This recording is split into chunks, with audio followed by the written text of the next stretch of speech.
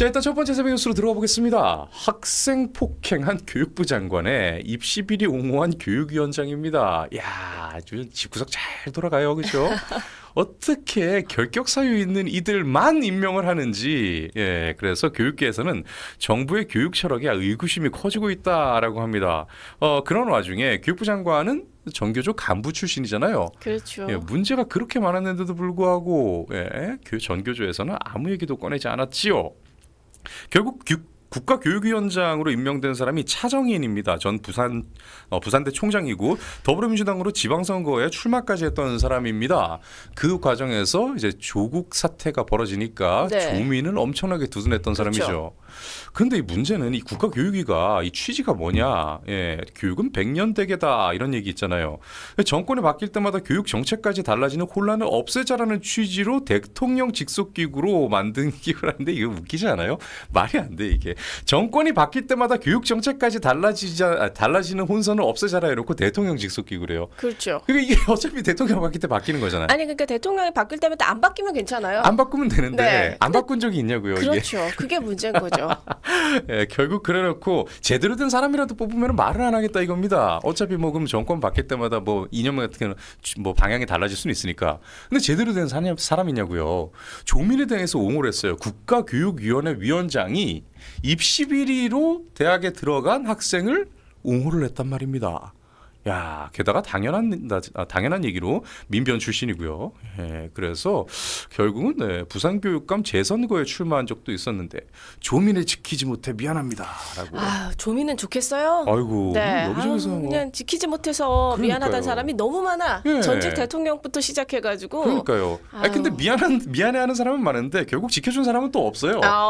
지금 누가 지켜주고 있느냐? 네. 결국 국내에서 자기 아버지한테 그렇게 다 이렇게 하던 사람들은 하나도 못 지켜줬는데 그래서 다 포기하고 화장품 회사 차리니까 중국이 지켜주네. 아, 중국이 지켜주고 이 대륙의 너른 품으로 조민을 얼마나 잘 지켜주는지 아니, 잘 근데 압니다. 저는 사실 이 조국을 지지하는 그 일부 분들 있잖아요. 네. 그 바탕에 그렇게 커가게 기본적으로 해준 게 다 그분들이잖아요. 그러니까요. 한국에서. 맞아요. 아니 그리고 지금 그 뭐 단순 비교를 할 수는 없겠지만 그 숙명여고 그 쌍둥이 네. 그 아버지가 교무부장이었던가요? 그 당시? 그렇죠. 예, 그래서 또 입시 비리가 있었죠 거기에서.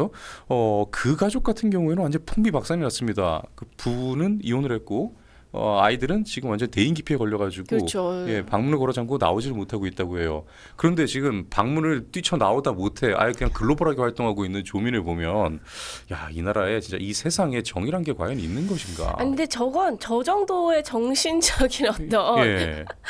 정신력을 안 갖고 있으면 힘들어요. 저거는 일반적인 정신력을 가지고는 저는 어렵다고 봐요. 그 멘탈이면 뭐든 할 수 네. 있을 것 같은데 예, 참 하면 안 되는 일만 이렇게 골라서 하는 것도 재주인 것 같아요. 네. YJ님 아빠는 준비됐다. 아, 그렇네요. 야, 이거 웃기다 이거. 자, 그리고 취임 100일 그 기자회견에서 나왔던 말들이 일단은 그 분위기도 너무 기괴했어요. 뭐 너무 킬킬대고 낄낄거리고 뭐 웃는 것도 좀 이상했지만. 네, 저도 그 구금 네. 그때가 이제 막 아직 구금 석방되기 전이었잖아요. 그렇죠. 직전이었잖아요. 근데 그 얘기하면서 웃는 이재명이 너무 소름 끼치게 맞아요. 저 사람이 대한민국 대통령이 맞고 네. 대한민국 국민이 지금 자국민이 미국의 어떤 수용소에 gat혀 있는 상황에 그 얘기를 하는 사람이 맞나라는 생각이 들 정도로 놀라웠어요. 저는. 그러니까요. 네. 게다가 강원도에서는 김진태 지사가 대통령이 할 말 있습니다 하니까 아니 안 된다고. 아니 저 한 말씀만 드리겠습니다라고 하니까 아니 지금 여기 도민들 자리 얘기 듣는 자리인데 지사가 왜 그러냐 이러면서 말을 안 들었어요. 네. 그래놓고 이번에 그러니까 자기가 취임 100일 기자회견을 할 때는 이거 뭐 내가 경찰 취조받는 거 아니기 때문에 나도 내 말 할 수 있는 거죠. 그래서 그때는 그 취지에 맞지 않는 기자들이 말을 많이 해야 되지만 본인이 오히려 더 얘기를 많이 하고. 그러니까 확실한 잣대가 없네요. 잣대가 없어요. 네. 네, 이분 잣대가 본인밖에 없습니다. 본인이 잣대예요. 본인의 상황이 잣대죠. 그리고 좀 들으면서 무슨 생각이 우선 가장 크게 들었냐면 뭐 이렇게 주저리 얘기하지. 맞아요. 좀 간결하게 짧게 얘기하면 좋은데 왜 저걸 저렇게 그러니까 두서도 없고 두루뭉술한 표현에 명확하지 않은 것들이 굉장히 많고. 맞습니다. 근데 그걸 그렇게 쭉 이어가다 보니까 많은 사람들이 마치 되게 이 말을 잘하고 임기응변에 굉장히 능하고 뭐 이런 식의 평가를 저쪽에서는 하던데 저는 계속 답답했거든요. 고구마 100개 먹은 것처럼. 그 우리나라 사람들이 좀 그런 성향이 있대요. 웅변을 잘하는 게 이 사람의 지적 수준이 높은 걸로 착각을 많이 한대요. 네. 예전에 이제 과거에 DJ가 이제 한창 이렇게 국민적 지도자로 막 올라간다 막 이랬을 때 있잖아요. 네. 그때도 다 여의도 공원에서 사람 모아놓고 다 웅변한 거잖아요. 예, 다 뭐 IS도 마찬가지고. 네. 우리나라 사람들이 좀 그런 성향이 있다고 거기서 그러니까, 좀 깨어나야 그렇죠. 된대요. 말도 잘하는 거 좋긴 한데 내용도 있어야죠. 그러니까요. 두 개가 한꺼번에 같이 가야 되는데 예. 그렇지 못하다라는 생각이에요. 김재동도 말은 기가 막히게 합니다. 근데 내용이 없어서 그러지. 네. 예, 내용이 잘못됐고. 예. 자, 그래서 그 얘기가 멘트가 계속 문제가 되고 있습니다. 선출 권력의 사법부 위라고 했잖아요. 그러면은 그래서 권력에도 서열이 있다라는 표현을 했습니다. 그럼 헌재가 윤 대통령을 파면시킨 건 이거 어떻게 설명할 거예요? 설명이 되나요? 그리고 또 여지없이 이 손동작 등장했죠. 네. 예, 실체가 있는 것처럼 꾸민다라고 했던 그 손동작. 기억력 좋아요 우리 봉피디님. 네. 예, 저 이 얘기가 참 쎄했어요. 이 대한민국에는 권력의 서열이 분명히 있습니다. 이 최고 권력은 국민, 그리고 직접 선출 권력, 저죠. 그렇죠. 간접 선출 권력가 사법입니다. 이러면서 여기에 대해서 이제 하이라키가 있다라고 이야기를 했는데 그 하이라키가 모든 것을 설명하지는 않아요.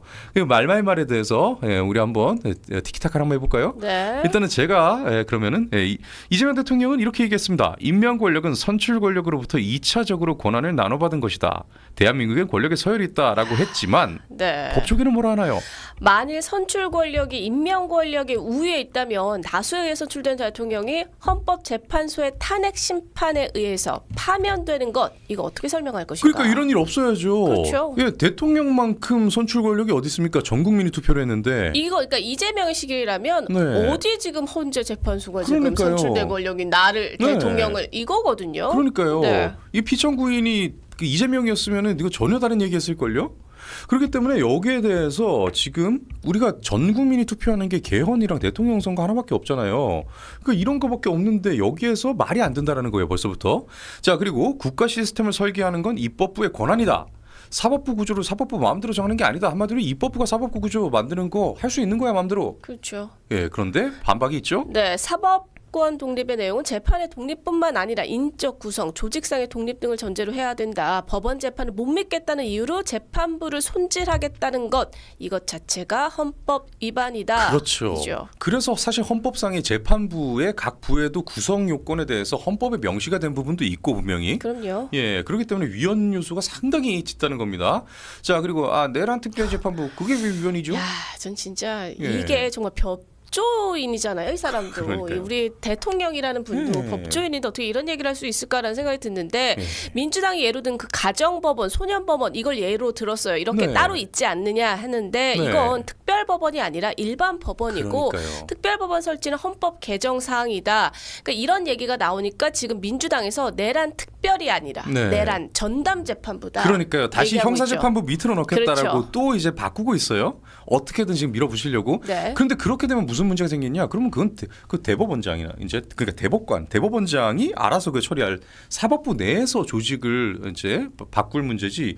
이렇게 되면 입법부가 끼어들 일은 아니라는 얘기예요. 네. 아니 그러면 나중에 이 논리면요. 네. 사실 모든 뭐 재판이든 뭐 이런 것들에 다 입법 권력들이 다 여기에 참전해가지고 그러니까요. 자기 입맛대로 다 할 수 있다라는 얘기잖아요. 그렇게 따지면 그 입법 권력에 대해서는 어떤 견제가 가능하죠? 그렇죠. 아무 말도 못할 걸요 그러면? 입법 그리고, 네. 예. 법이 왜 있어요? 네, 법이 네. 왜 있어요? 네. 일단 선출되면 그냥 그만인데. 그러니까 한마디로 자기들이 뭐 이제 철룡인처럼 그냥 이 땅을 밟고 살지 않는 사람들입니다. 귀족이 되어버리는 거예요. 그러니까 지금 이렇게 보면 이재명이 저렇게 자기 재판이나 이런 것들 보면 네. 대했던 태도를 보면 네. 아니 기본적으로 이 본인 생각이 선출 권력이 다 위에 있는데 어디서 지금 내 재판을 하고 있어? 이게 그러니까요. 거기서 다 나왔구나 네. 이런 생각이 들더라고요. 그러니까요. 그러다 보니까 이제 다 정지시킨 거고. 근데 웃긴 거는 이 사람이 과거에 이제 대통령 하기 전에 이제 성남시장 할 때가 대박이었고 네. 경기도지사 때까지도 여전히 똑같았습니다. 그때까지도 했던 얘기가 뭐냐면은 권력을 쥐어대서 다가 아니다라고 했어요 항상. 네. 특히나 박근혜 대통령이 얘기했던 거 보면은 완전히 그냥 조국 뺨칩니다. 예, 완전히 그냥 조국 저리 가라예요.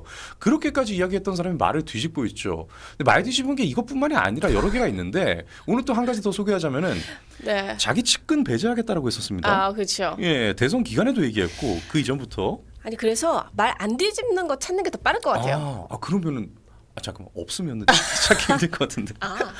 없을 수도 있군요. 예. 그러면 찾기 힘들 것 같은데. 네. 사실은 수적으로는 확실히 적다. 압도적으로. 네.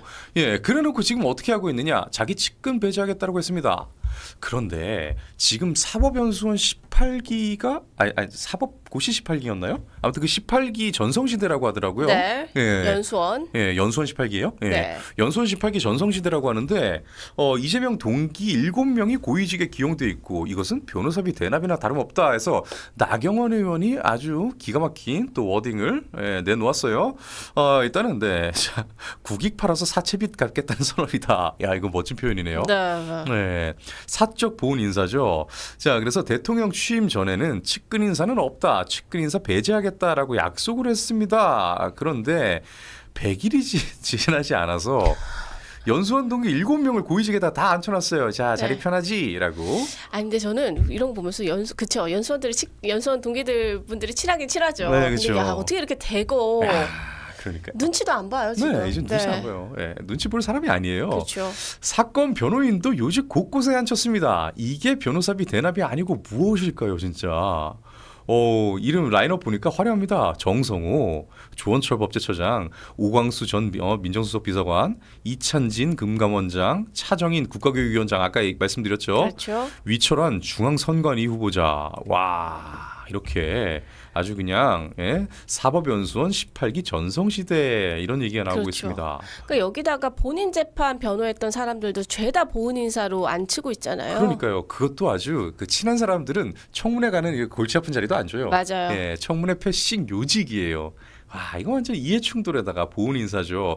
나경원 의원이 뭐라고 했나요?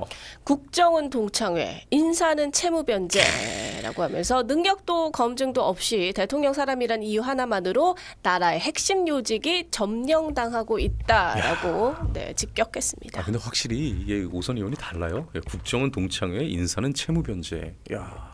간결하잖아요. 네. 예, 사실은 이제 정치인들은 결국 말로 싸우는 직업이기 때문에 좀 이렇게 국민들 귀에 이렇게 팍팍 와닿는 이런 말을 좀 그렇죠. 자주 만들어 줘야 됩니다. 딱 프레이밍 딱 쓰여서 정확하게 언론이 좋아하는 워딩을 딱 던져주는 게 진짜 좋긴 하죠. 맞아요. 사실 민주당이 이거 되게 못해요. 이게 민주당 잘하지 않나 이렇게 하겠지만 끝까지 들어보세요. 네. 원래 이런 워딩 같은 경우는 국민의힘 그러니까 보수 진영 정치인들이 훨씬 잘합니다.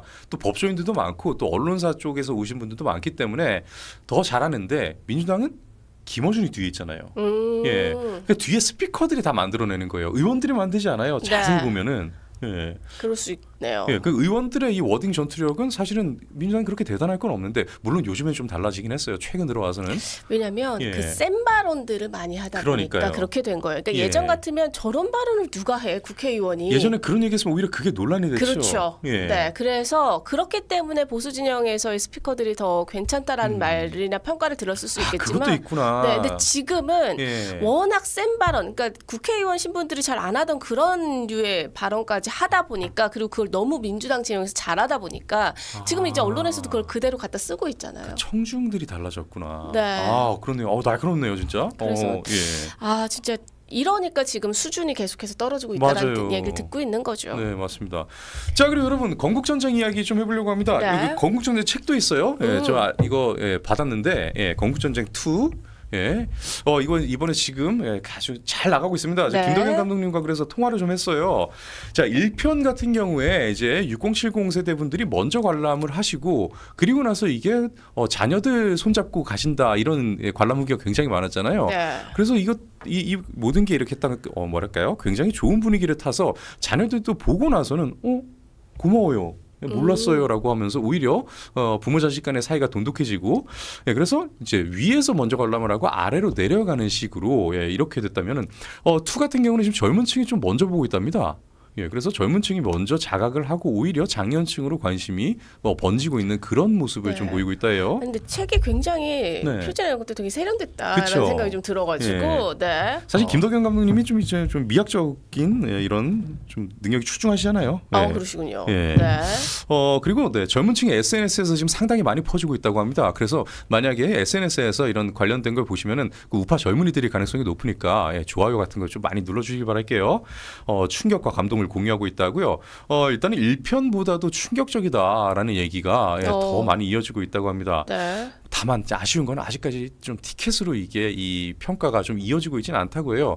관람평이 지금 10점 만점을 기록은 했는데 개별적 관심의 바람이 좀 더 필요하다고 합니다. 자, 네이버 전체 저 통화를 했을 때 기준으로는 네이버 전체 8등했고 순위 끌어올리기에는 지금 시기상이 좋은 이유가 다른 뭐 이제 저 상업 영화 대작 블록버스터급이 지금 나와 있지 않아요. 그래서 지금 여러분이 예매를 하시고 지금 주변 사람들을 데려가시면은 순위가 올라가기에 아주 적기라고 합니다. 네.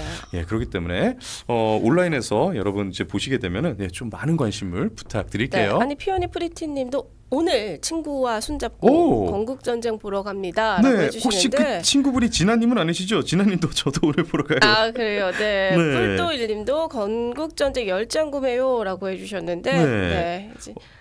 낙원님께서는 아들이 친구 2명 데리고 왔길래 아빠가 아들 친구 거까지 티켓. 네. 멋져. 네, 그러니까요.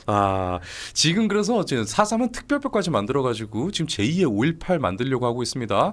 4.3은 아직까지는 처벌 조항이 없는데 지금 그거 만들려고 하고 있거든요. 김균하 작가님 모셨는데 이번에 여러분 너무나 많은 관심 주셨잖아요. 그 김균하 작가님 5.18 특별법의 처벌 조항으로 지금 약식명령으로 벌금 100만 원 선고받고 계속 싸워가고 있습니다. 4.3도 그렇게 처벌 조항 만들어지기 전에 빨리 우리가 그 4.3의 진실에 대해서 제대로 알아야겠죠. 그래서 건국전쟁 2에 대해서 여러분 많은 관심 부탁드릴게요. 네.